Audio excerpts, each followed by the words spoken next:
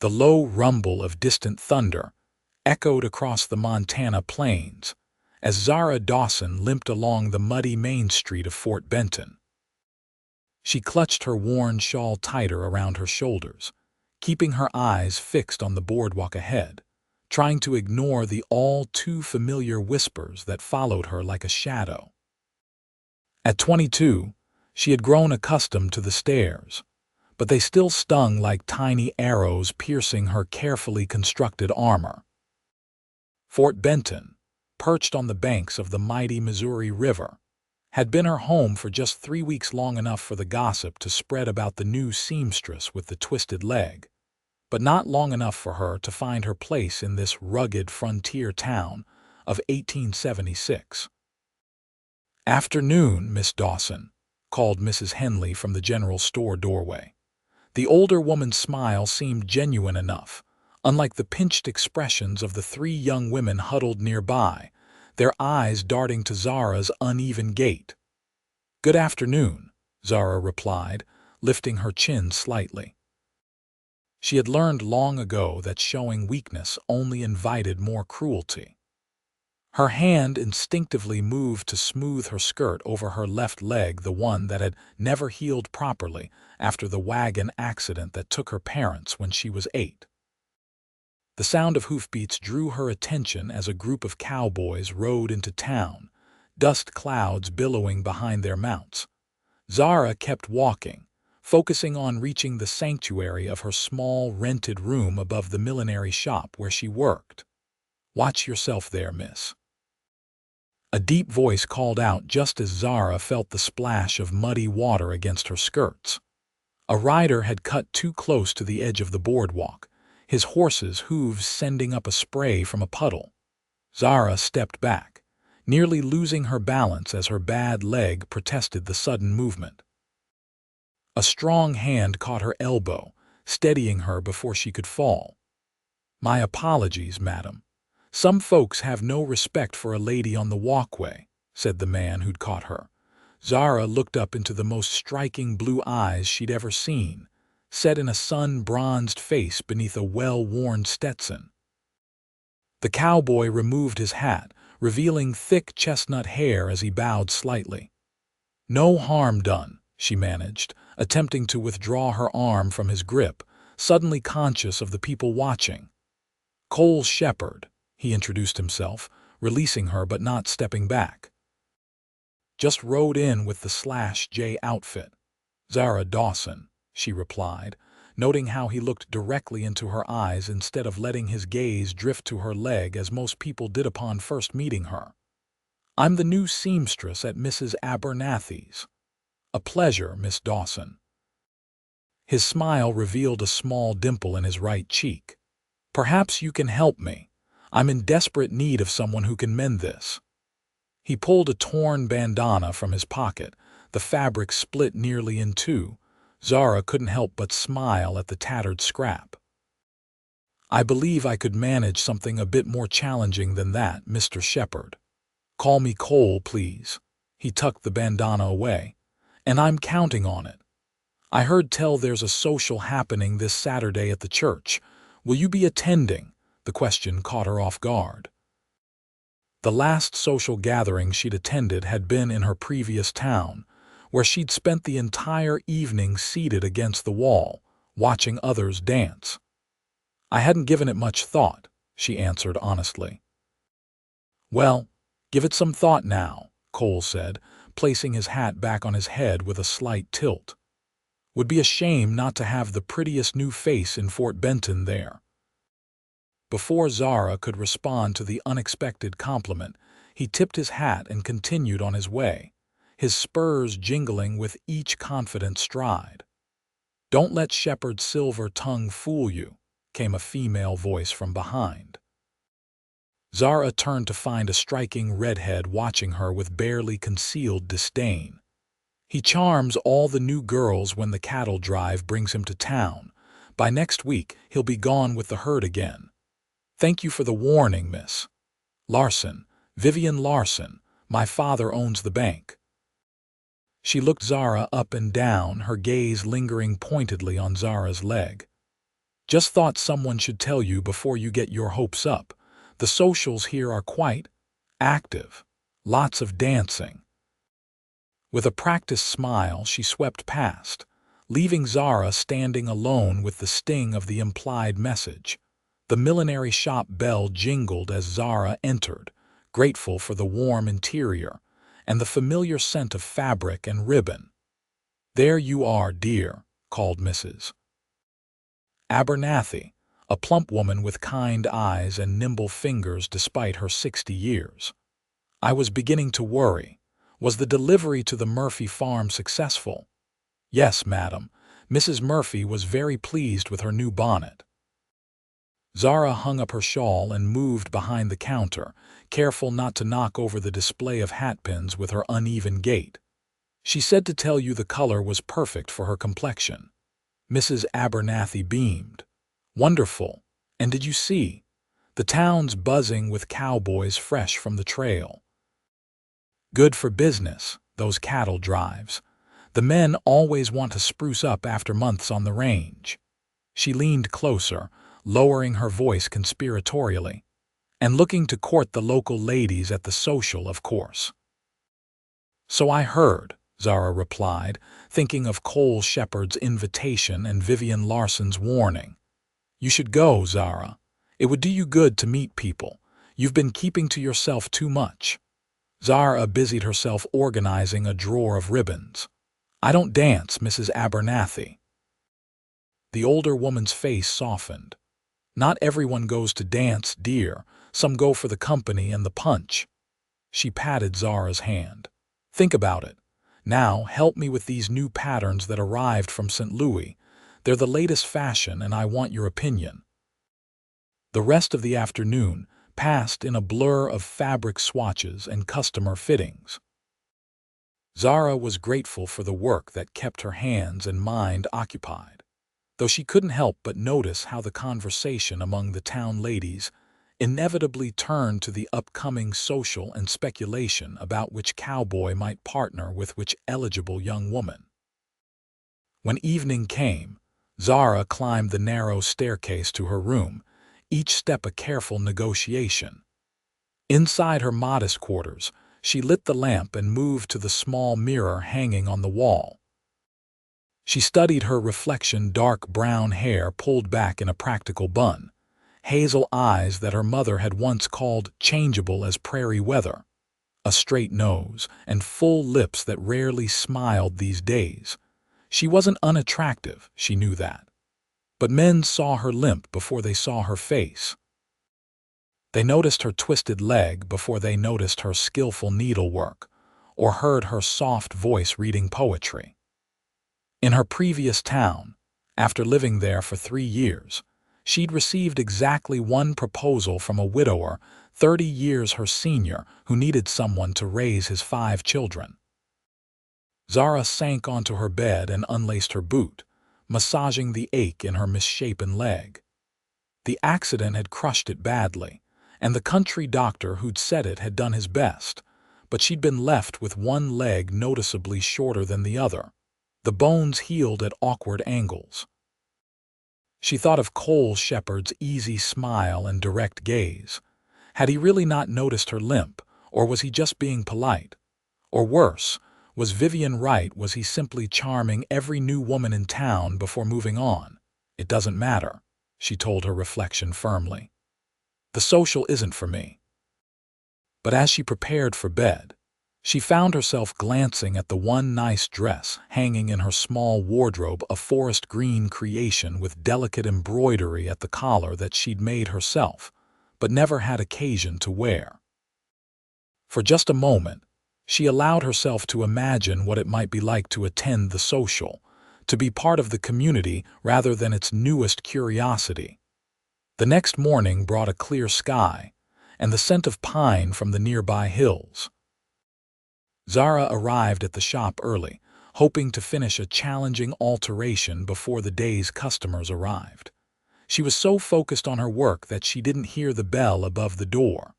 "Morning, Miss Dawson," she started, pricking her finger with the needle. Cole Shepard stood in the doorway, hat in hand, looking even more handsome in the morning light than he had the previous day.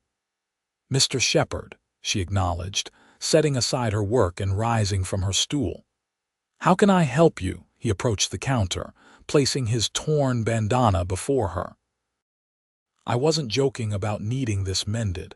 It's my lucky bandana." Zara picked up the faded red fabric, examining the tear. "Lucky. It seems to have encountered some bad fortune. Got caught on a fence mending a break in the wire. Better it than my neck." His smile was warm, crinkling the corners of his eyes. "Besides, luck isn't about avoiding trouble, it's about surviving it." "A philosophy for the frontier," Zara observed, reaching for her thread box. "I can fix this now if you'd like to wait. It won't take but a few minutes." "I'd be obliged." He leaned against the counter, watching as she selected a thread that matched the faded red. "Been in Fort Benton long, 3 weeks. And before that," Zara's hands remained steady as she threaded her needle. "A small town in Nebraska. Before that, Kansas. Moving west with the frontier." She gave a small smile. "Something like that." Cole was quiet for a moment, watching her efficient stitches. "You have skilled hands." "Thank you." She kept her eyes on her work, uncomfortable with his scrutiny yet oddly pleased by it. "Have you given any thought to the social?" he asked suddenly. Zara's needle paused. "Mr. Shepard, Cole," he corrected. "Cole," she conceded. "I appreciate the invitation, but I'm not one for dances." "Because of your leg?" The blunt question made her look up, surprised by his directness. Most people pretended not to notice, or worse, spoke about it when they thought she couldn't hear. "Yes," she answered honestly, "because of my leg." He nodded, accepting her answer without pity or embarrassment. "That's a shame. I've been told I'm a fair dancer myself, though my brother would dispute that claim vigorously." Zara tied off her thread and snipped the end. "There. Good as new, or at least holding together." She handed him the bandana. Cole examined her handiwork before folding the bandana and tucking it into his pocket. "What do I owe you?" "Nothing. It was a small job." He reached into his vest and pulled out a silver dollar. "For your time, then." When Zara hesitated, he placed it on the counter. "I insist." "A person's skill deserves compensation." His eyes held hers. "About the social, think on it some more. Not everyone goes to dance. Some go for the pie and the conversation." With that, he placed his hat back on his head and departed, leaving Zara staring after him, the silver dollar gleaming on the countertop. Mrs. Abernathy emerged from the back room moments after he left. "Was that the Shepard boy I heard?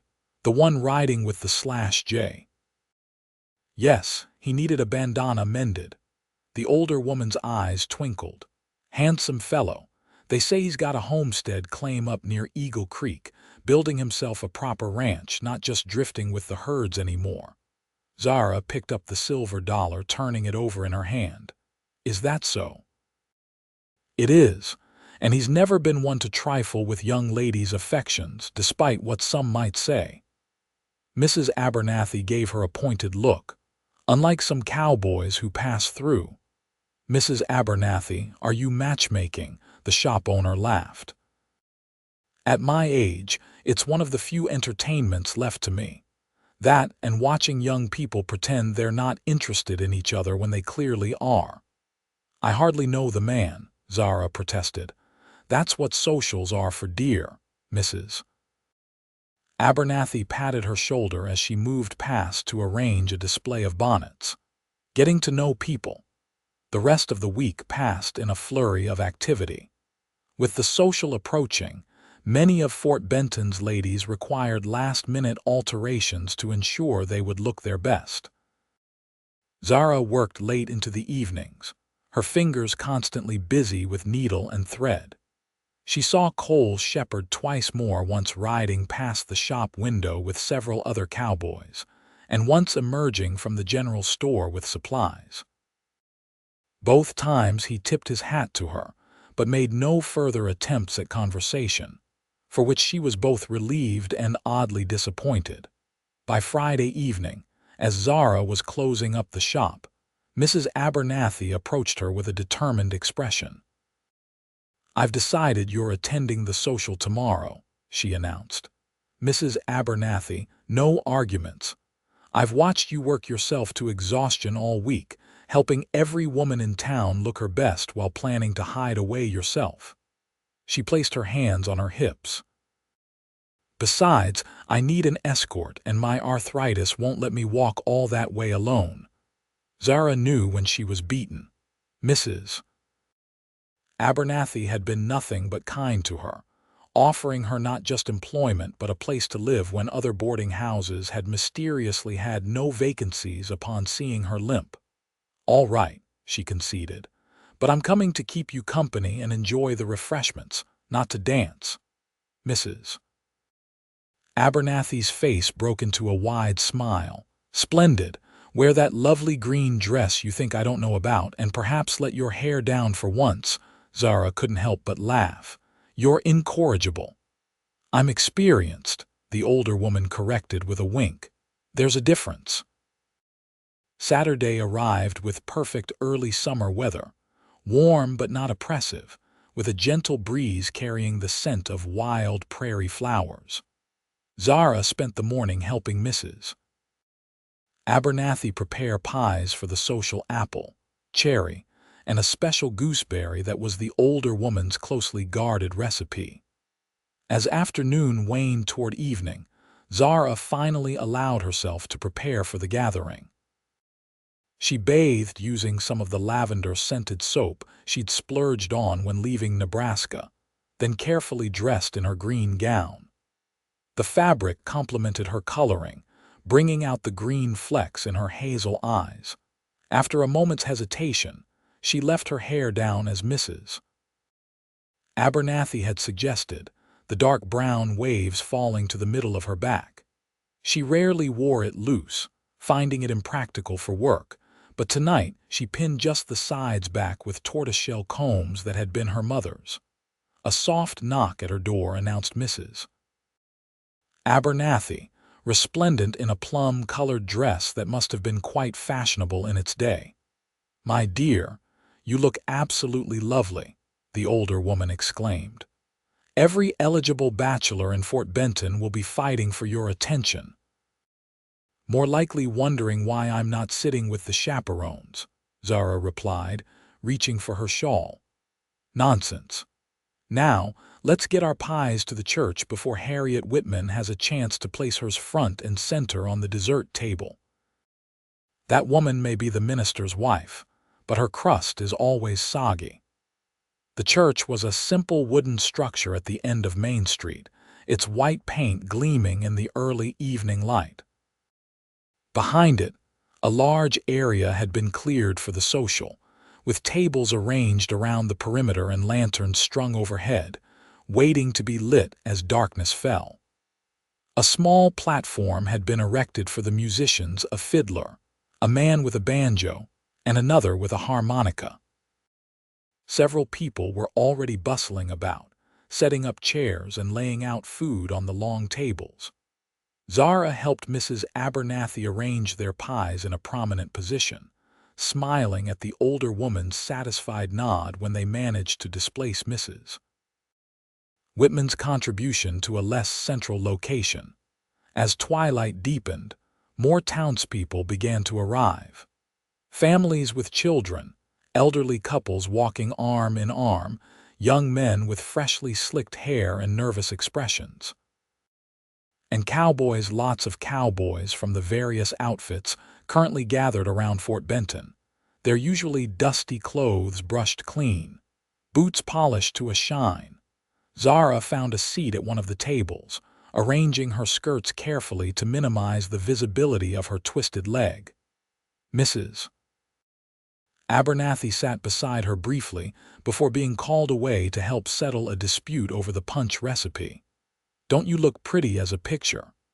Zara looked up to find Cole Shepard standing before her, hat in hand. He'd cleaned up remarkably well, his chestnut hair still damp from washing, his blue shirt bringing out the color of his eyes. He'd even shaved, revealing a strong jawline previously hidden by trail stubble. "Thank you," she replied, feeling a blush rise to her cheeks. "You look quite presentable yourself, Mr. Shepard. Back to Mr. Shepard, are we?" His eyes twinkled as he sat in the chair Mrs. Abernathy had vacated. "And here I thought we'd progress to first names. Force of habit," she amended. "Cole."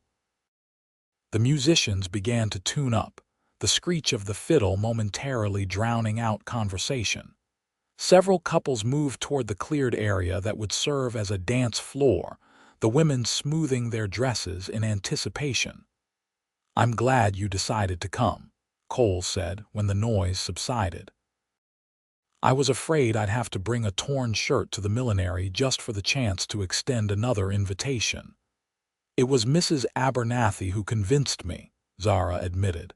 "She needed an escort. Then I owe Mrs. Abernathy my thanks." He glanced toward the dance floor where the first set was forming.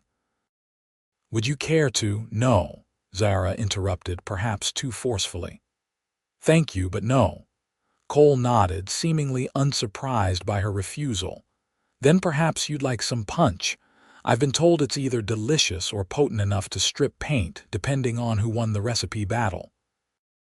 Despite her nervousness, Zara found herself smiling. "I believe Mrs. Abernathy was just settling that dispute. I'd wager on delicious. I'll risk it either way." He stood and made his way to the refreshment table, returning moments later with 2 cups of ruby red liquid. "Here's to new friends in Fort Benton," he said, raising his cup slightly. Zara took a sip, the sweet tart flavor of berries filling her mouth. "Delicious, not paint stripping," she confirmed. They sat in companionable silence for a few minutes, watching as the first dance began, a lively reel that had couples whirling across the makeshift floor. "So, Cole Shepard," Zara said finally, "Mrs. Abernathy tells me you're not just passing through with the herd. You have a homestead." He nodded. "Up near Eagle Creek, 160 acres of the prettiest land you ever saw. Good water, decent grazing, and enough timber to build a proper house eventually." Pride colored his voice. "For now, I've got a solid cabin and a small barn. It's not much to look at yet, but it will be." "That's quite an undertaking for one man." "Who says I'm alone? I've got a fine horse, 2 decent cows, a mean old rooster, and 6 chickens that lay whenever the mood strikes them." His smile widened. "And my dog, Ranger, who's the laziest cattle dog in the territory but loyal as they come." Zara laughed, the sound surprising her. It had been a long time since she'd laughed genuinely. "What about you?" Cole asked.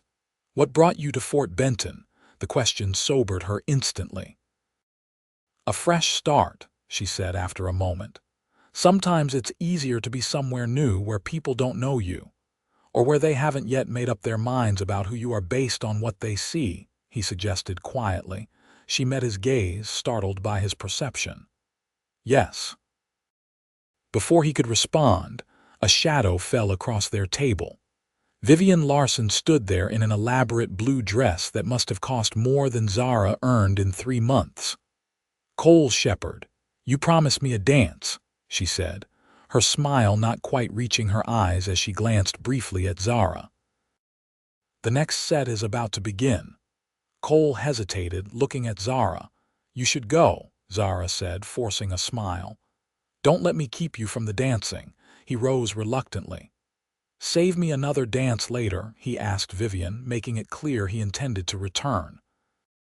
"Of course," Vivian replied, taking his arm possessively as they walked toward the dance floor.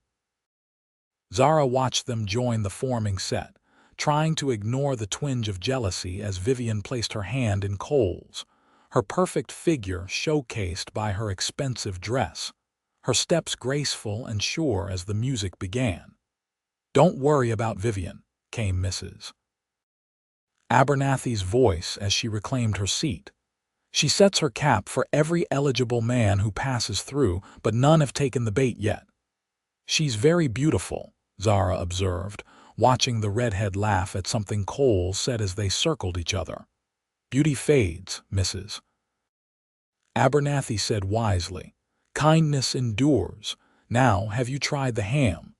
Dottie Fletcher cured it herself, and it's spectacular with my mustard preserves. The next hour passed pleasantly enough.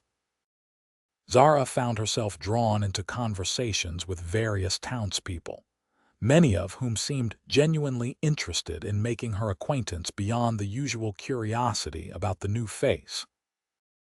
She helped serve food, complimented the children on their best behavior, and even found herself relaxing enough to enjoy the festive atmosphere. Cole danced with several partners after Vivian, including Mrs. Abernathy, who returned to the table flushed and declaring him light on his feet for a cowboy. But each time a dance ended, he would find his way back to where Zara sat, bringing her refreshments or introducing her to one of his fellow cowboys. As the evening wore on, lanterns were lit, casting a warm glow over the gathering. The music shifted to slower, more melodic tunes. Couples moved closer together on the dance floor, their shadows merging in the lantern light. Miss Dawson, Cole said, returning to her side after fetching them both slices of apple pie, I've been patient, but I find I can't be patient any longer. Zara looked up at him, fork poised over her dessert. Regarding what? Regarding this dance. He set his plate aside and extended his hand to her. Would you do me the honor? She froze, the familiar panic rising in her chest. Cole, I told you I don't dance. Have you ever tried? Of course I've tried, she said, her voice sharper than intended. When I was younger, before I learned better. His hand remained outstretched. Before you learned what people would say. Or before you decided what you could and couldn't do. Zara set her plate down carefully, conscious of the curious glances being directed their way. You don't understand, she said quietly. It's not just about what people say. I physically cannot dance like everyone else. I'm not asking you to dance like everyone else, Cole replied, his voice equally low. I'm asking you to dance with me however that looks. Something in his steady gaze made Zara's resolve waver. He wasn't mocking her. He wasn't pitying her. He was simply asking, as if her answer mattered to him more than the opinions of anyone watching. Slowly, hesitantly, she placed her hand in his. Cole's fingers closed around hers, warm and calloused from ranch work. He helped her to her feet, and then, to her surprise, led her not to the center of the dance floor but to a quieter corner at its edge where fewer people were gathered. Now, he said, turning to face her, we can do this however you're comfortable. You can hold onto my arms for balance, or we can just sway in place. The choice is yours. Zara was acutely aware of the stares, the whispers, the way the crowd seemed to part slightly around them. She caught sight of Vivian Larson watching with narrowed eyes, leaning close to whisper something to her companion that made the other woman cover her mouth in a poor attempt to hide her laugh. This was a mistake, Zara said, starting to pull away. Cole's grip on her hand tightened slightly. Look at me, he said. Not at them, at me. She raised her eyes to his, finding nothing but warmth there. That's better, he said softly. Now put your hand on my shoulder if you'd like.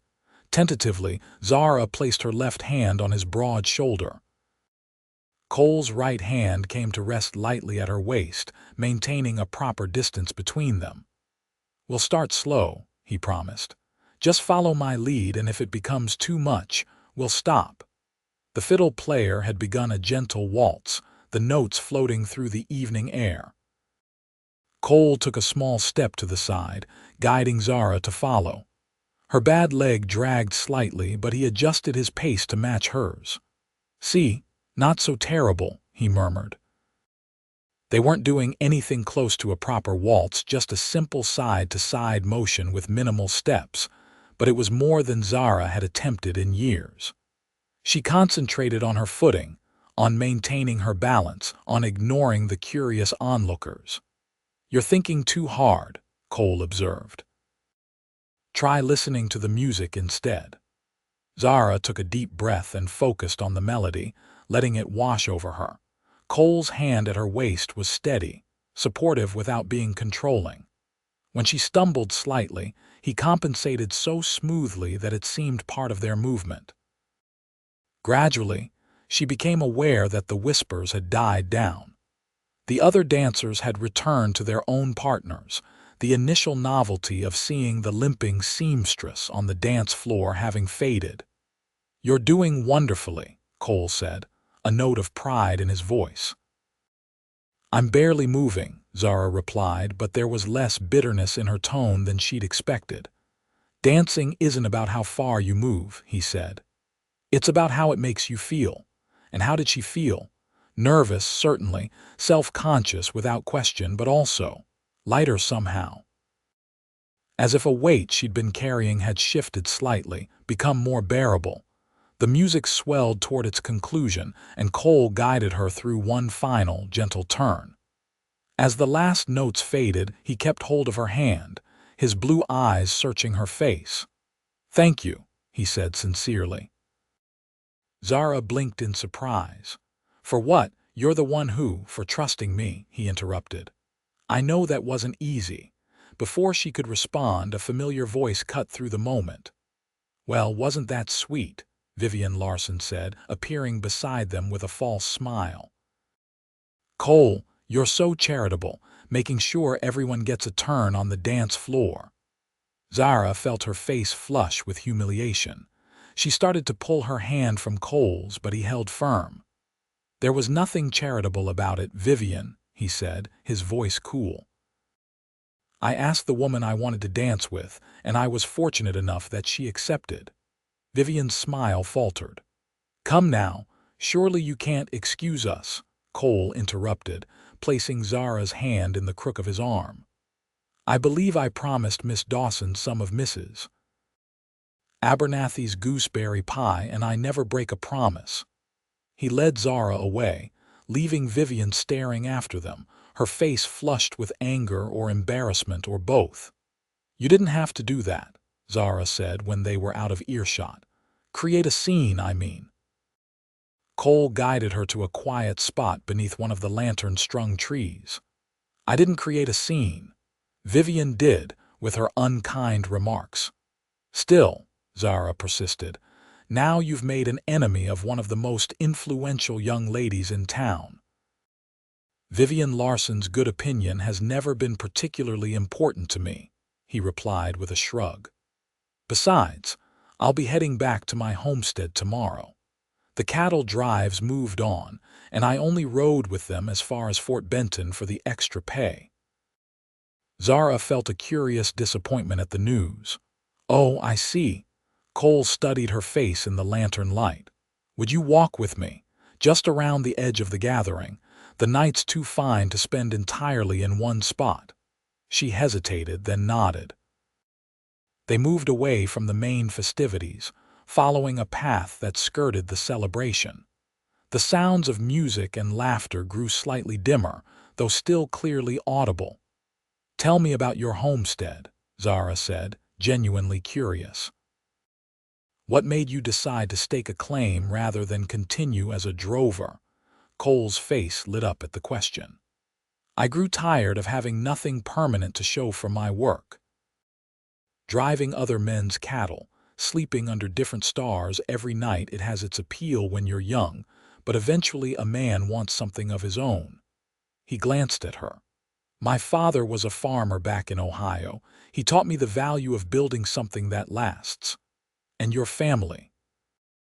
Are they still in Ohio?" A shadow crossed his features. "My parents passed on 3 winters ago. Influenza took them both within a week of each other. My younger brother, David, came west with me afterward. He has his own claim about 10 miles from mine." "I'm sorry about your parents," Zara said softly. "Thank you. It was harder on David. He was only 16 at the time." Cole helped her navigate around a particularly uneven stretch of ground. What about your family? Zara took a breath.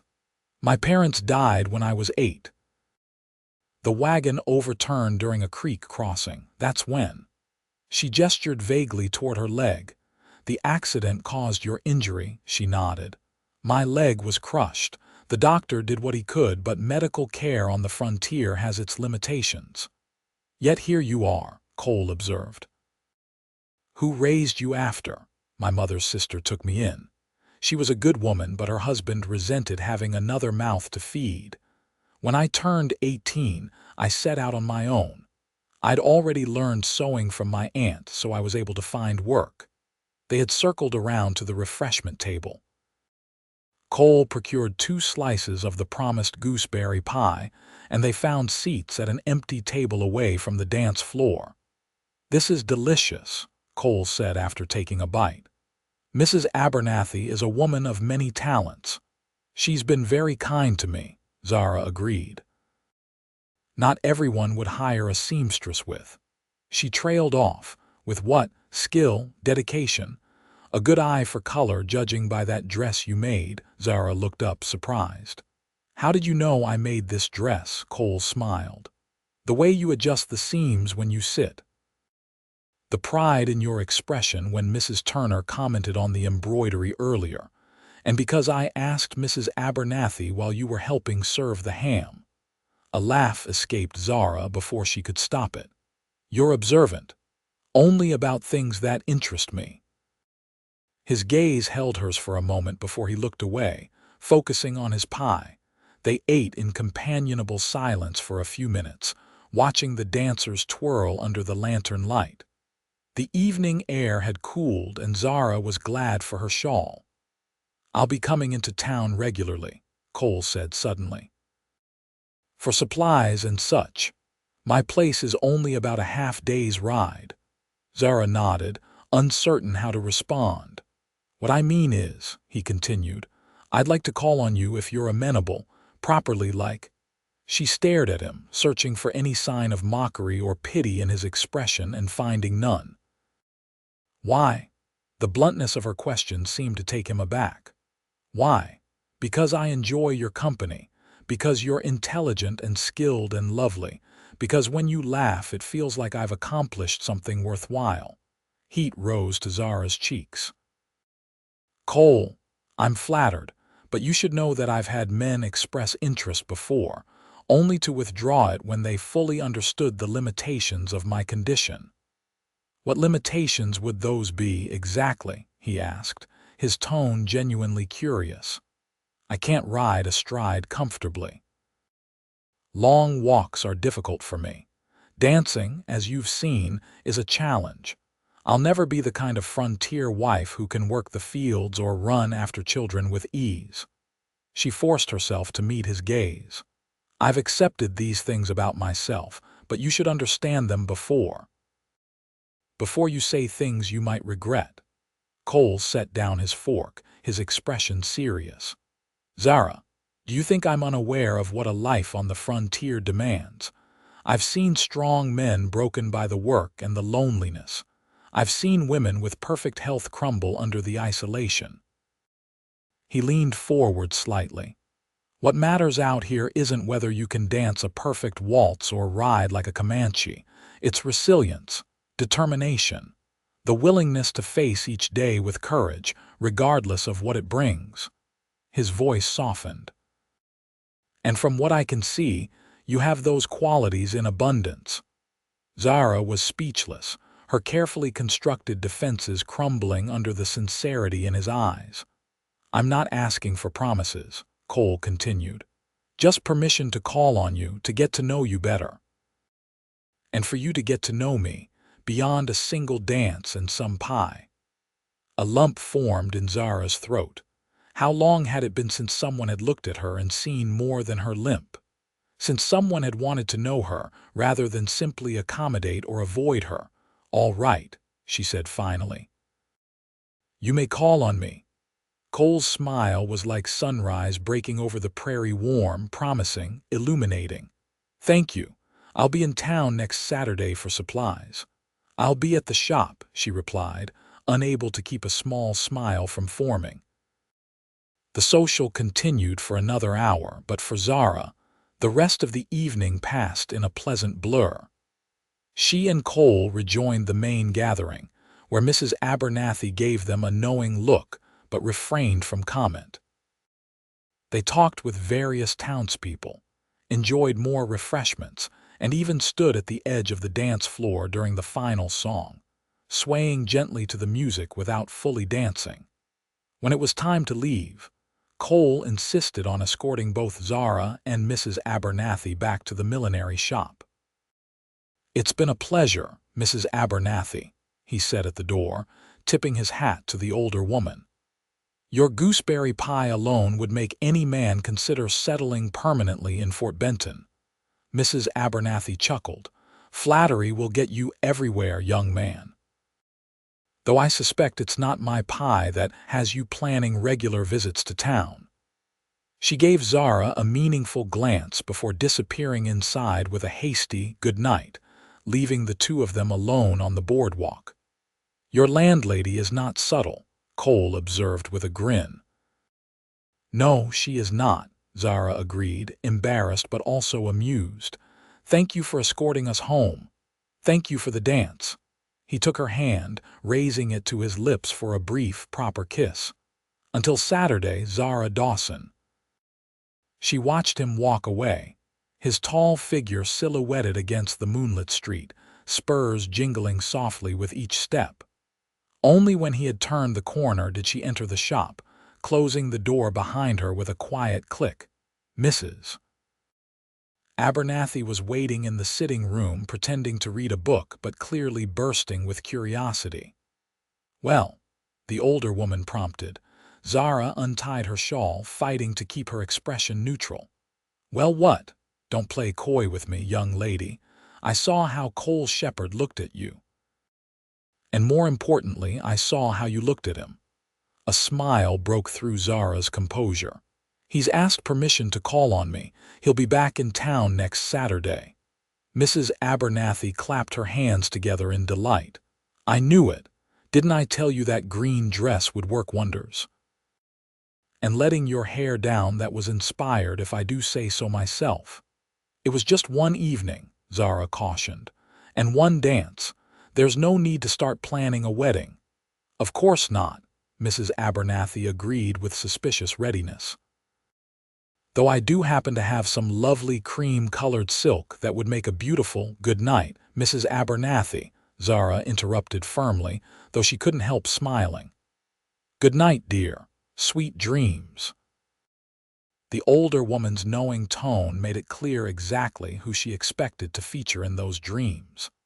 Upstairs in her room, Zara carefully removed her dress and hung it up, running her fingers over the embroidery she had so painstakingly created. She brushed out her long hair, replaying the evening in her mind: the dance, the conversation, the way Cole had stood up to Vivian Larson without hesitation. For the first time in years, she allowed herself to imagine possibilities beyond mere survival, beyond the careful, limited life she had constructed for herself. It was terrifying. It was exhilarating. As she drifted off to sleep, she wondered if Cole Shepard's homestead really did have the prettiest view in the territory, and what it might be like to see it for herself someday. True to his word, Cole returned to Fort Benton the following Saturday. Zara was helping a customer select buttons when the shop bell jingled, announcing his arrival. She looked up to find him standing in the doorway, hat in hand, freshly shaved and wearing a clean shirt despite the dust of the trail still clinging to his boots. "Good afternoon, ladies," he greeted them politely, nodding to the customer before his gaze settled on Zara. "Miss Dawson, Mr. Shepard," she replied, suddenly conscious of her work apron and practical bun. "I'll be with you shortly." The customer, Mrs. Peterson, looked between them with undisguised interest. "No rush on my account," she said, gathering her purchased buttons. "These will do nicely, Miss Dawson. I'll come back next week for that fitting we discussed." Once the woman had left, Cole approached the counter. "You look well," he said simply. "Thank you." Zara smoothed her apron nervously. "How was your journey?" "Uneventful, which is always good news when traveling alone." He glanced around the empty shop. "I was hoping to invite you for a walk if you're free. Perhaps to that new cafe that opened by the river. I hear they serve decent coffee." Before Zara could respond, Mrs. Abernathy emerged from the back room. "Cole Shepard, I thought I recognized that voice. How lovely to see you again." "Mrs. Abernathy," he greeted her with a warm smile. "I was just asking Miss Dawson if she might be free for a short walk and some coffee." Was he now? Mrs. Abernathy's eyes twinkled. What perfect timing! I was just about to insist that Zara take her afternoon break. She's been working since sunrise. She practically shooed them toward the door. "Go on, then. The shop won't fall apart without you for an hour." Zara removed her apron, shooting her employer a look that was half gratitude, half exasperation. "Let me get my shawl."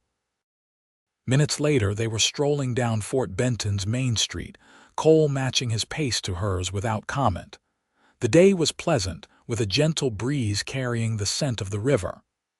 "I hope I'm not taking you away from important work," Cole said as they walked. "Not at all, Mrs. Abernathy was right. I've been working since early morning." Zara adjusted her shawl. "How is your homestead?" Cole's face brightened at the question. "Coming along well. I've added another room to the cabin and the garden's starting to produce nicely." "A garden?" "I wouldn't have pegged you for a vegetable farmer," he chuckled. "My mother would be disappointed if I didn't put her gardening lessons to use. Besides, a man can't live on beef alone, though many cowboys try." They reached the riverfront cafe, a small but clean establishment with checkered tablecloths and a view of the busy Missouri. The waitress, a plump woman with a friendly smile, showed them to a table by the window. "Coffee for both of you?" she asked. "Please," Cole confirmed. "And whatever pie you recommend." "Peach is fresh today," the waitress said before bustling off.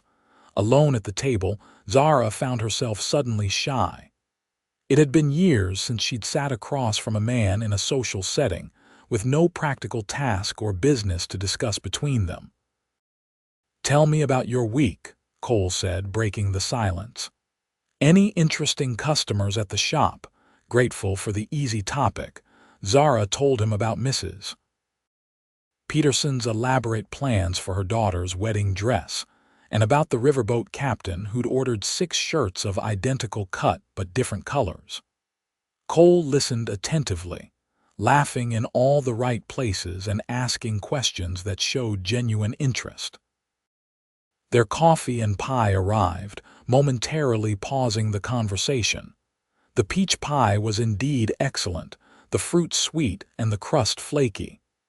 "You should try Mrs. Abernathy's gooseberry next to this," Zara said after taking a bite. "There's no comparison." "I'll defer to your expert opinion," Cole replied with a smile. "Though I must say, this is a fine effort." As they ate, Cole told her more about his homestead, the creek that ran through the property, the stand of cottonwoods that provided shade for the cabin, the wildflowers that carpeted the meadow in spring. He spoke of his plans for expanding the herd, of the mare that was due to foal in the fall, of the book of poetry he'd ordered from St. Louis that should arrive on the next riverboat. "Poetry?" Zara couldn't hide her surprise. Cole looked slightly embarrassed. "Tennyson. My mother used to read his works aloud in the evenings. I find it comforting, I suppose." "I didn't mean to sound judgmental," Zara said quickly. "I just wouldn't have expected a rough cowboy to appreciate poetry." He raised an eyebrow, a smile playing at the corners of his mouth. "Anyone out here to have access to Tennyson," she amended. "My own books were left behind long ago. They're too heavy to carry from town to town." Cole's expression softened. "What did you like to read?" "Everything. My father had a small collection, Shakespeare, Dickens, some history books." After he died, I read them over and over until I could recite passages from memory." She smiled at the recollection. "My aunt thought it was a waste of time, but she let me keep them until I had to move on." They fell into a discussion of books they'd read and stories they'd enjoyed, discovering a shared appreciation for tales of adventure and distant lands. The hour passed quickly, and all too soon, Zara realized they should return to the shop. As they walked back along the riverfront, Cole offered his arm. After a moment's hesitation, Zara placed her hand in the crook of his elbow, acutely conscious of the way her uneven gait must pull against his steady stride. "I hope you won't think me too forward," Cole said as they approached the millinery, "but I've brought something for you." He reached into his vest pocket and withdrew a small book bound in faded blue cloth. "It's a collection of poems by Emily Dickinson. I picked it up in Helena last month. Thought you might enjoy it." Zara accepted the book with careful hands, touched beyond words by the thoughtful gift. "I thank you. This is very kind." "It's selfish, really," he replied with a smile. "Now I'll have someone to discuss it with when I'm next in town." They had reached the shop door. Zara reluctantly removed her hand from his arm. "When will that be?" "2 weeks, if all goes well. I have fencing to repair and a shed to finish before I can justify another trip for supplies." He hesitated. "Unless that's too long a wait." The question held more meaning than its simple words suggested. Too long a wait for what? For their next conversation. For whatever was growing between them. "2 weeks is fine," Zara said. "I'll have read the poems by then." Cole smiled, relief evident in his expression. "Good, that's good." He reached out and briefly touched her hand, a gesture so gentle it was barely perceptible. "Until then, Miss Dawson." "Until then, Mr. Shepard." Zara watched him walk away, the small book of poems clutched to her chest, her heart lighter than it had been in years. The following 2 weeks passed in a flurry of activity at the millinery. Summer was moving toward fall, and many of Fort Benton's ladies were eager for new bonnets and dresses for the changing season. Zara worked long hours, her fingers constantly busy with needle and thread, but each night before sleep claimed her, she read a poem or two from Cole's book, savoring the words and wondering which ones he found most meaningful. She also found herself becoming more integrated into the town's social fabric. Mrs. Peterson invited her to tea, ostensibly to discuss her daughter's wedding gown, but clearly also to probe for information about that handsome Shepard boy. The minister's wife asked her to help with the church's sewing circle. Even Vivian Larson was coldly polite when they crossed paths, which was an improvement over open disdain. Word had spread about her dance with Cole at the social, but rather than making her an object of ridicule, it seemed to have humanized her in the eyes of many townspeople. She was no longer just the limping seamstress, but Miss Dawson, who danced with Cole Shepard and makes the finest embroidery west of the Mississippi. When Saturday arrived again, Zara found herself watching the street from the shop window, though she knew it was too early for Cole to appear. Mrs. Abernathy noticed her distraction, but mercifully kept her comments to gentle teasing rather than outright matchmaking. Mid-afternoon brought not Cole but his younger brother David, a lanky young man with the same blue eyes but lighter hair. "Miss Dawson?" he asked, entering the shop with his hat clutched nervously in his hands. "I'm David Shepard, Cole's brother." "Yes, I can see the resemblance," Zara replied, her heart sinking. Had something happened? Was this a polite way of breaking whatever tentative connection had formed between them? "Is everything all right?" David nodded quickly. "Yes, madam. Cole's fine, well, mostly fine. He took a fall while repairing the roof of our storage shed. Nothing broken, but he wrenched his knee something awful. Doc Harrison says he shouldn't ride for at least a week." Relief washed over Zara, followed immediately by concern. "I'm sorry to hear that. I hope he recovers quickly." "He will. He's tougher than he looks, and that's saying something." David shifted his weight awkwardly. "The thing is, he was real disappointed about not being able to come to town today. Asked me to deliver this and to convey his apologies." He held out a small package wrapped in brown paper. Zara accepted it, feeling the weight of what seemed to be another book. "Thank you." David lingered, clearly uncomfortable. He also asked, "Well, he wondered if you might consider. That is, if it wouldn't be too improper." The young man's face reddened. "He wants to know if you'd be willing to visit our homestead next Saturday. I'd come to escort you, of course, and bring you back before dark. Mrs. Abernathy would be welcome, too, as a chaperone." Zara blinked in surprise. Visit Cole's homestead. The idea was both thrilling and terrifying. "I am not sure if it was his idea, not mine," David added hastily. "He says the journey isn't too rough and our wagon has good springs. But I told him it was presumptuous to even ask, especially given your—" He gestured vaguely toward her leg, then looked mortified. "I'm sorry, that was rude." "It's all right," Zara assured him. The young man's obvious discomfort was endearing rather than offensive. "Please tell your brother I appreciate the invitation.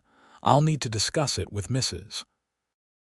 Abernathy, but I would like to come if it can be arranged properly." David's face brightened. "Really? That's swell. I mean, that's very good news. Cole will be pleased." He backed toward the door. "I'll return next Saturday morning then, unless we hear otherwise from you before then." "That would be fine," Zara agreed.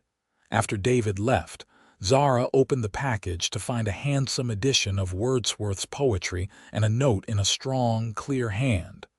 "Zara, I regret that a moment's carelessness has delayed our meeting.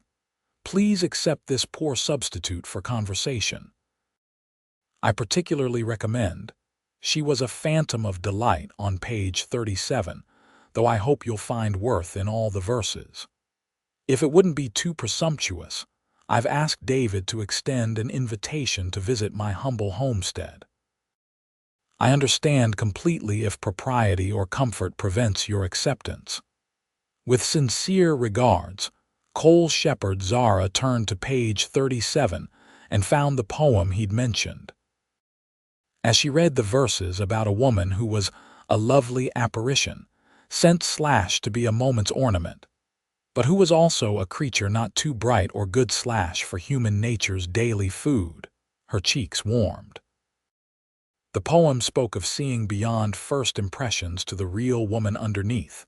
"And now I see with eye serene the very pulse of the machine." Was this how Cole saw her? Not as damaged or limited, but as fully human in all her complexity, later that evening when she showed Mrs. Abernathy the note and related David's invitation. The older woman was predictably enthusiastic. "Of course you should go, and of course I'll accompany you as propriety demands, though I suspect young David would be chaperone enough." She patted Zara's hand. "It's a good sign that he wants you to see his home. Men don't invite casual acquaintances to their private domains." "It might be difficult," Zara said hesitantly. "The journey, I mean." Mrs. Abernathy's expression softened. "Dear, if Cole Shepard didn't think you could manage it comfortably, he wouldn't have suggested it. From what I've seen, he's a considerate man, not one to put his own wishes above your well-being." Zara nodded, knowing this was true. "Then we'll go." The week that followed was filled with anticipation and preparation. Zara finished all her outstanding work at the shop, not wanting to leave Mrs. Abernathy with a backlog during their day away. She also created a new shirtwaist for herself, a soft blue cotton with delicate white piping that complemented her best skirt. Saturday dawned clear and cool, a perfect early autumn day. David arrived promptly at 8 with a well-maintained wagon pulled by 2 sturdy horses. He'd brought cushions for the seat, and a folded blanket that he explained was in case the air turned chilly on their return journey. The road to the Shepard homestead followed the river for several miles before turning west into gently rolling hills covered with prairie grass and occasional stands of cottonwood trees. The wagon was indeed comfortable, its springs absorbing most of the bumps and jolts of the trail. David proved to be good company, less self-assured than his older brother but intelligent and observant. He told them about his own homestead claim, about the school he'd attended briefly in Helena, before deciding farming suited him better than books, about the young schoolteacher newly arrived in the settlement nearest their land who had caught his eye. "Cole says I should invite her to dinner, but what does a bachelor know about entertaining a lady?" He shot a glance at Zara. Present company accepted, of course. Cole's always had an easier time talking to women than I have. "Perhaps you could invite her for a picnic," Mrs. Abernathy suggested. "Less formal than dinner, and the outdoors provides natural topics of conversation." The journey took about 3 hours, with a brief stop to rest the horses and enjoy some of Mrs. Abernathy's apple tarts. As they crested a final hill, David pointed ahead. "There it is, Shepard Land." Zara's first impression was of space and light. The homestead lay in a small valley, with a clear creek winding through it and the promised stand of cottonwoods providing shade for a solidly built cabin. A corral held several horses, and nearby, a small herd of cattle grazed peacefully. A vegetable garden ran alongside the cabin, and a newly constructed storage shed stood a short distance away. Smoke curled invitingly from the cabin's chimney. As they approached, the door opened, and Cole emerged, moving with a slight limp but otherwise appearing healthy. A large brown and white dog bounded out ahead of him, barking joyfully at the visitors. "Ranger, settle down," Cole called, but his command lacked force, and the dog continued his enthusiastic welcome, racing circles around the wagon as David brought it to a halt. "He's perfectly friendly," Cole assured them, approaching with a wide smile. "Just overly excited by company." He looked directly at Zara, his eyes warm. "Welcome to my home, Miss Dawson, Mrs. Abernathy. I can't tell you how pleased I am that you were able to come."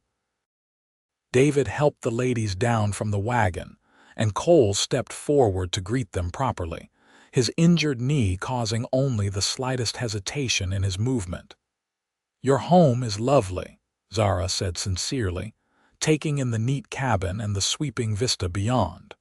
"Just as you described. Better in person, I hope."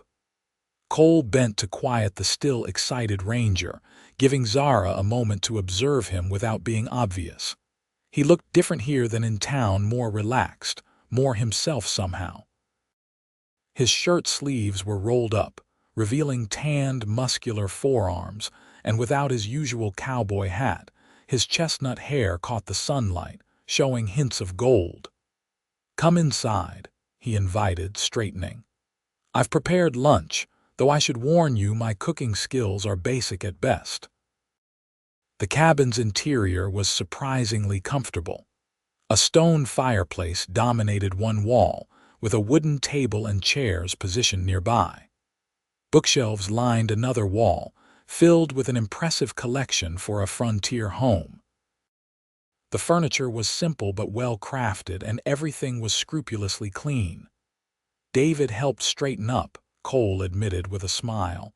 "Left to my own devices, things might be a bit more lived in." "It's charming," Mrs. Abernathy declared, "and far more civilized than I expected from a bachelor's quarters." Lunch consisted of fresh bread, which Cole admitted had been purchased from a neighboring settler's wife, cold chicken, garden vegetables, and a berry cobbler that he proudly claimed as his own creation. "My mother's recipe," he explained as he served it, "though I doubt she'd recognize my version." "It's delicious," Zara assured him after taking a bite, and it was the berries sweet tart and the crust surprisingly light. After the meal, Cole suggested a tour of the property, as much or as little as you'd like to see, he added, glancing at Zara's leg. I'd love to see it all, she replied firmly, Mrs. Abernathy, showing a tact Zara hadn't previously suspected her capable of, announced that she would prefer to rest on the cabin's front porch with the book she'd brought along. These old bones appreciate a good sit after a long ride, she said. David can keep me company and tell me more about that schoolteacher he mentioned. David's ears reddened, but he didn't protest the arrangement. Outside, Cole offered Zara his arm. The ground's a bit uneven in places, he said casually. The gesture wasn't charitable, she realized it was practical. One person helping another navigate a challenging terrain, just as she might offer guidance to someone new to sewing. She placed her hand in the crook of his elbow, and they set off toward the creek. I thought we'd start with the easiest path, Cole explained as they walked along a clearly worn trail. This leads to my favorite spot on the property. The trail followed the creek for about 100 yards before opening onto a small clearing where a large flat rock jutted out over the water. The rock was positioned perfectly to catch the afternoon sun, and someone, Cole, presumably had placed a simple wooden bench nearby. I come here to read, he said, guiding her to the bench, or just to watch the water. There's something soothing about the sound.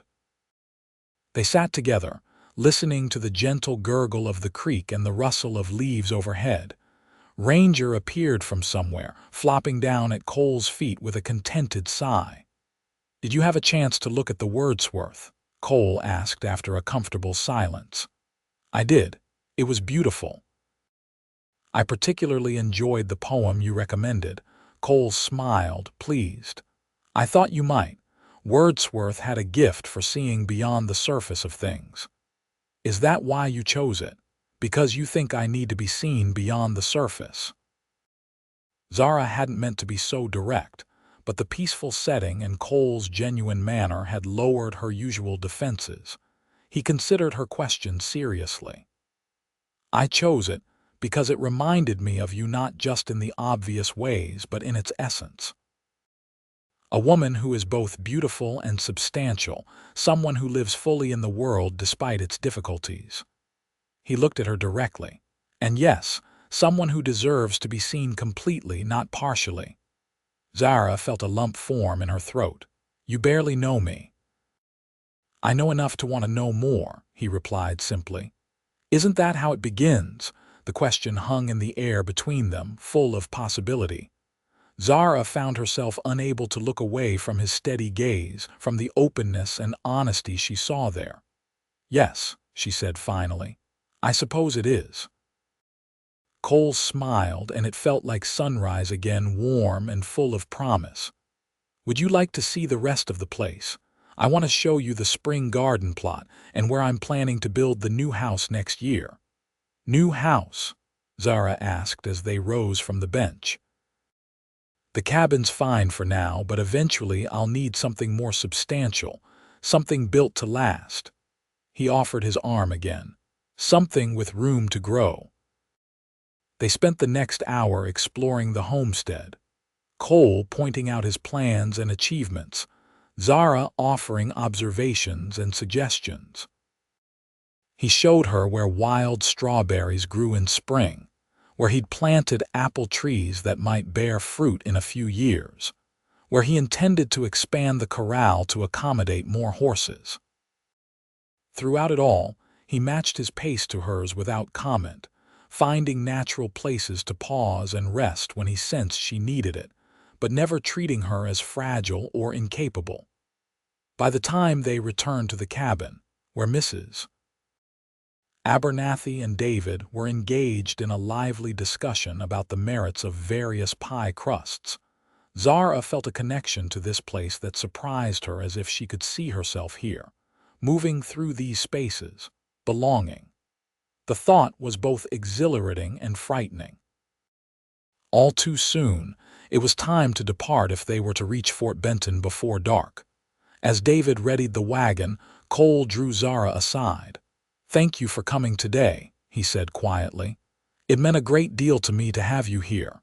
"Thank you for inviting me," she replied. "Your home is wonderful, Cole. You've built something beautiful here." He took her hands in his touch gentle but sure. "It's still unfinished, still becoming what it could be." His eyes held hers, like many things worth having. Zara understood his meaning, and for once she didn't look away or dismiss the possibility. "Yes, like many things." Cole hesitated, then leaned forward and placed a soft, brief kiss on her cheek.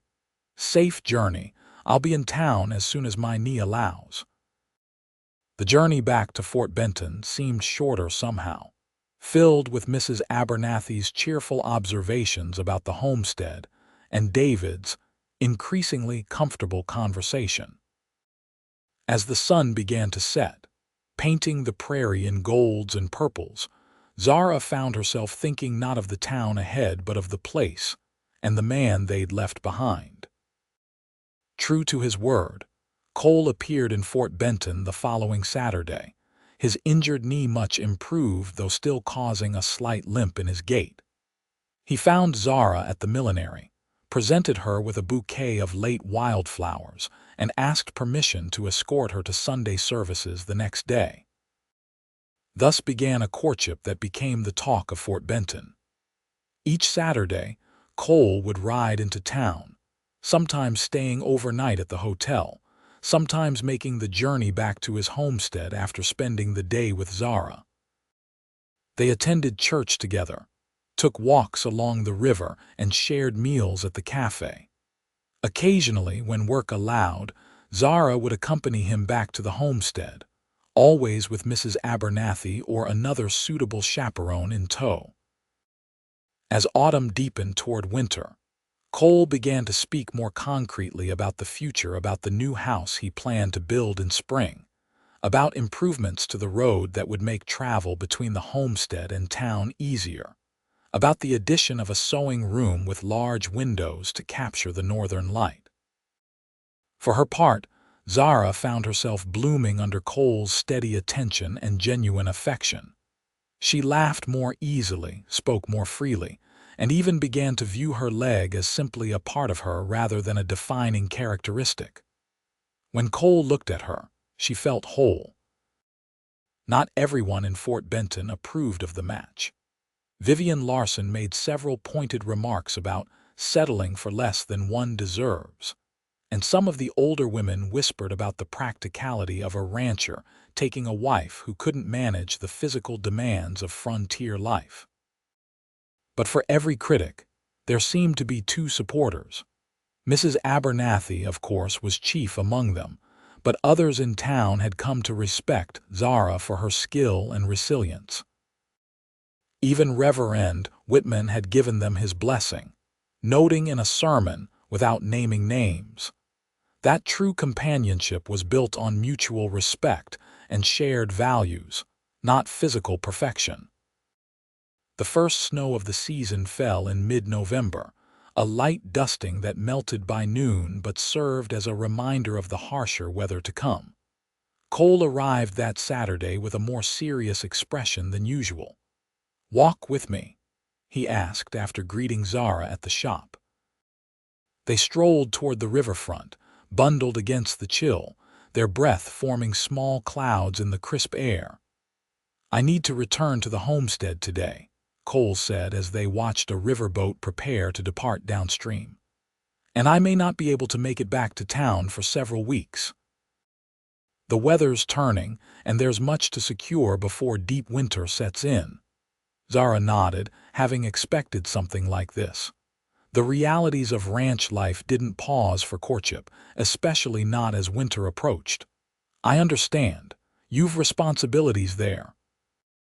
Cole turned to face her, taking both her gloved hands in his. "Zara, these past months have been the happiest of my life. You must know how I feel about you." Her heart quickened. "I believe I do." I had planned to wait until spring when the new house would be further along, but I find I can't bear the thought of a winter without certainty between us." He drew a deep breath. "I love you, Zara Dawson. I love your strength, your grace, your quiet determination. I love the way you see beauty in small things, the way you never make excuses for yourself, the way you've trusted me enough to share your fears and hopes." Zara felt tears prick her eyes, but they were tears of joy, not sorrow. "Cole, let me finish," he said gently. "I know what people say, that I'm taking on a burden, that you'll struggle with ranch life. But they don't understand what I see when I look at you.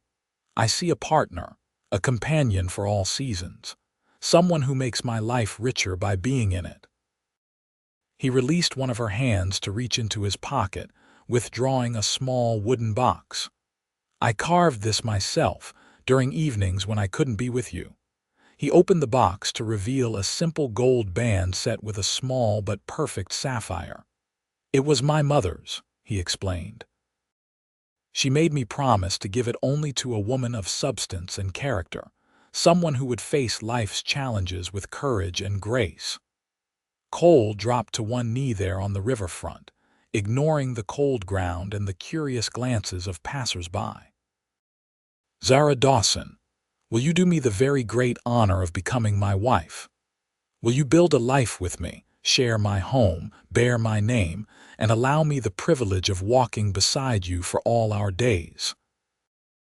Zara looked down at this man, this remarkable man who had seen her, truly seen her, from the first moment they met, who had danced with her when others laughed, who had invited her into his dreams of the future without hesitation or reservation. "Yes," she said, her voice clear despite the emotion tightening her throat. "Yes, Cole Shepard, I will marry you."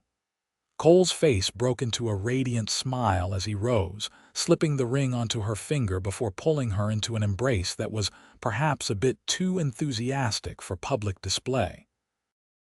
But Zara didn't care, and neither, it seemed, did the small crowd that had gathered to witness the proposal and was now breaking into spontaneous applause. "I think we've caused a scene," Cole murmured against her hair. "Let them look," Zara replied, surprising herself with her boldness. "For once, I don't mind being the center of attention." They agreed to a spring wedding after the worst of winter had passed and before the demands of planting and calving season became too pressing. Cole would spend the winter months completing the new house, while Zara would prepare for her transition from town seamstress to rancher's wife. Their parting that afternoon was bittersweet, tempered by the joy of their engagement but shadowed by the knowledge that weeks might pass before they saw each other again. Cole kissed her properly before mounting his horse, a kiss that left Zara breathless and blushing but thoroughly convinced of his affection. "Take care of yourself," she called as he prepared to ride out. "Always," he promised. "I have more reason now than ever before." The winter of 1876-77 proved to be harsh by Montana standards, with heavy snowfall and bitter cold that isolated many homesteads for weeks at a time. Zara worried constantly about Cole, alone on his ranch with only occasional visits from his brother for company. But every few weeks, when the weather allowed, a rider from one of the outlying ranches would deliver a letter from Cole, detailed accounts of his progress on the house, stories of Ranger's antics, and always expressions of his love and longing to see her again. Zara replied to each letter, sharing news of Fort Benton, Mrs. Abernathy's latest matchmaking schemes, now directed at David and the school teacher, and her own preparations for spring.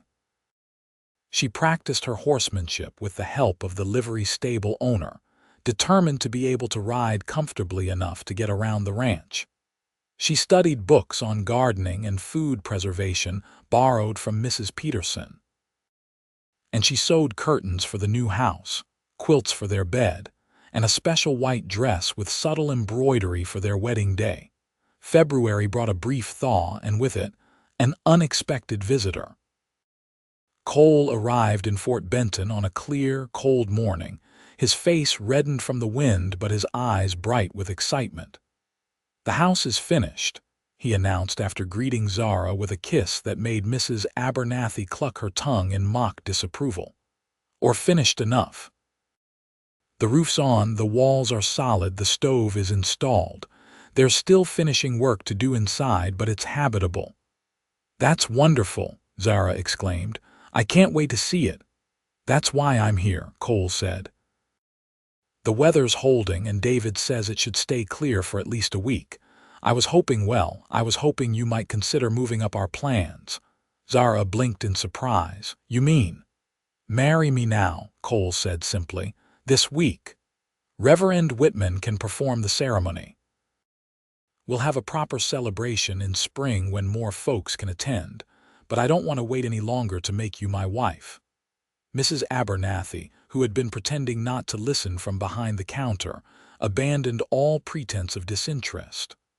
"Oh, how romantic! A winter wedding." She clapped her hands together.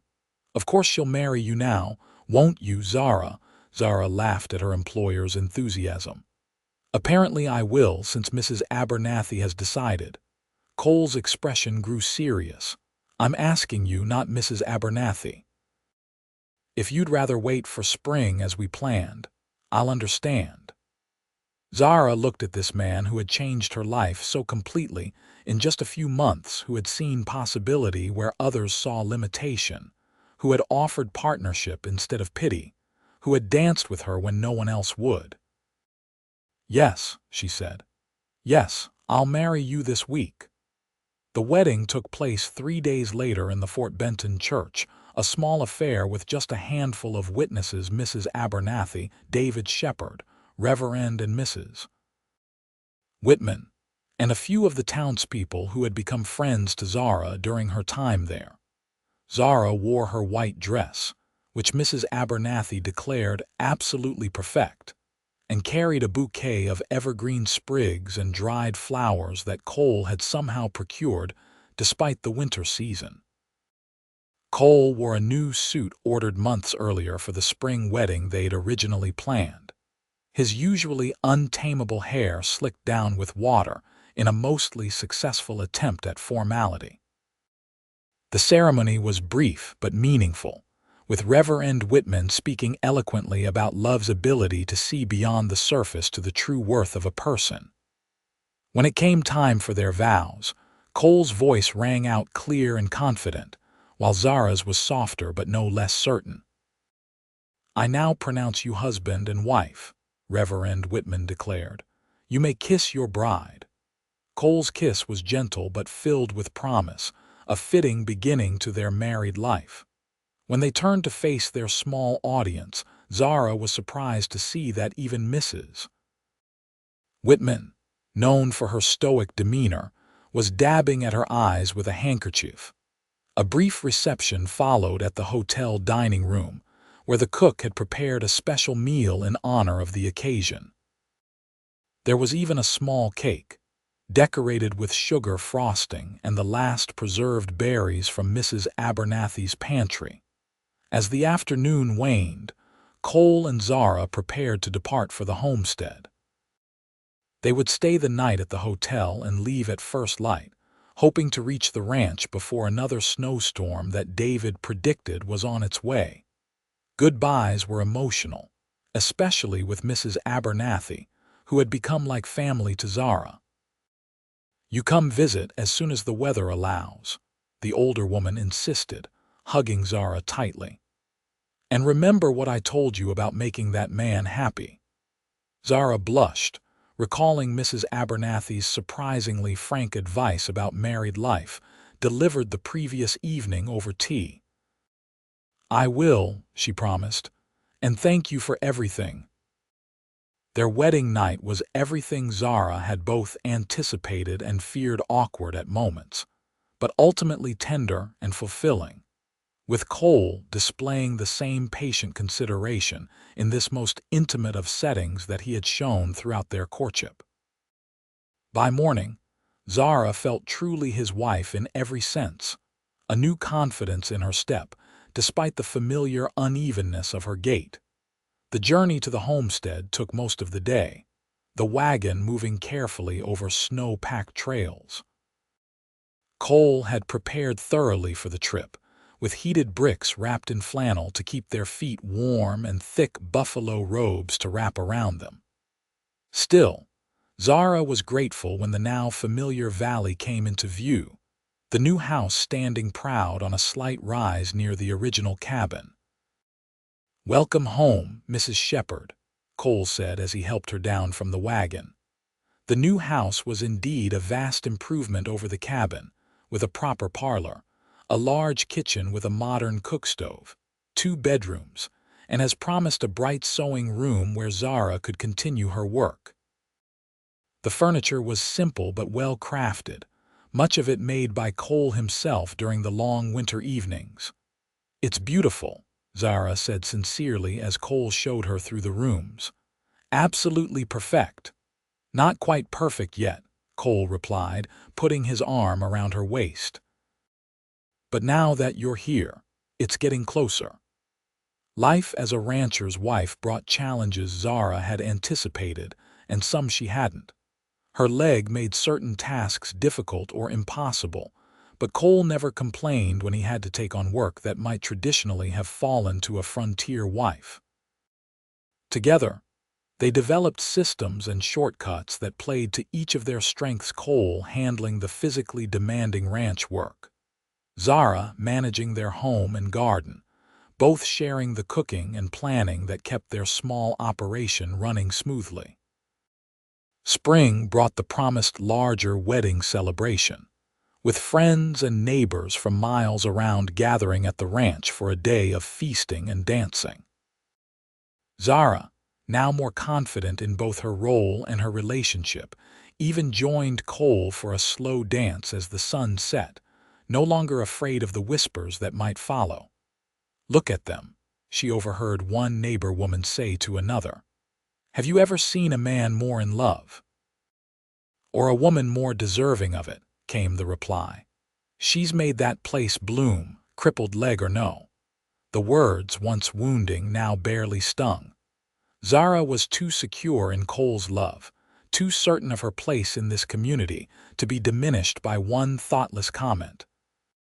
Summer brought new calves to the growing herd, a bountiful garden tended by Zara's increasingly capable hands, and news from town that Mrs. Abernathy was considering retirement, with plans to perhaps move closer to the Shepard Ranch, to help when the babies start arriving. "Is there something you're not telling me?" Cole teased when Zara related this information. "Should I be building a cradle along with that new bookshelf?" Zara laughed, shaking her head. "Not yet, but I wouldn't be opposed to the idea. In fact, I think I'd like it very much." Cole's expression softened as he pulled her into his arms.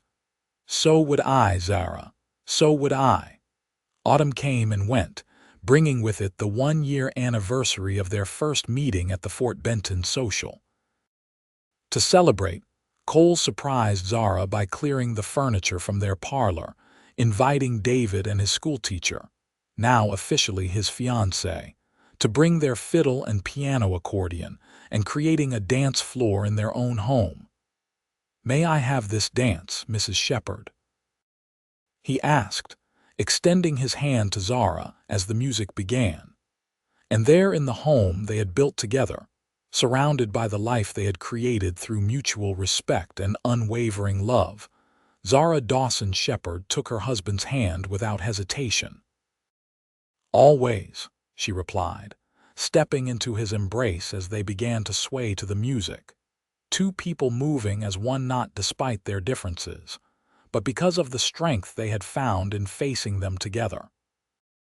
Outside, the Montana sky spread vast and star-filled above their ranch, a reminder of the endless possibilities that had opened up the moment a kind-hearted cowboy had looked past a Limp to see the woman beneath, and a brave-hearted woman had allowed herself to be seen.